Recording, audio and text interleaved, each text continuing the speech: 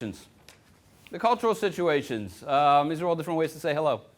But yeah, culture is a problem sometimes. Sometimes you deal with different cultural views of service. Sometimes you deal with different cultural views of work ethic. And sometimes it's just different cultures working together, right? I mean, that's basically what it is. But do you think sometimes we hide behind that?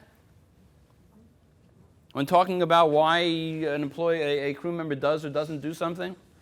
Yeah, the one experience I had on the ship that really stood out for me, was we were headed into port, and I had to take a sea taxi.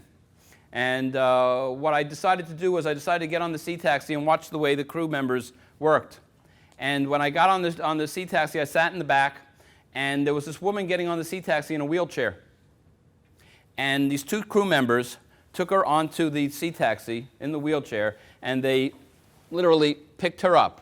You know this scenario, right? Picked her up, brought her on the sea taxi, put her down, made sure she was set. Her daughter was with her, so they left her with her daughter. They got to the port. Two crew members came on the sea taxi, took her off, did the exact same thing. When I was watching this, my thought was the process was absolutely perfect. I mean, they knew exactly what they were doing. Safety was a major concern.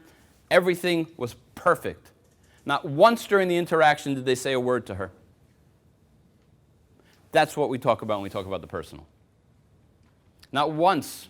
So I actually asked their director, their manager, and I said, so this is what I saw. What do you think? And he said, well, you know, there's cultural issues. He says there's language issues. I said, so we can't teach them to say, how you doing? Or something like that. It's a simple thing. But the process was perfect. And the interesting thing was, I saw these same crew members earlier in the day bringing down, they were doing the safety drill, and they were bringing the lifeboats down, and they were doing that perfectly too. The woman in the wheelchair might as well have been a piece of cargo. Right? This is the problem.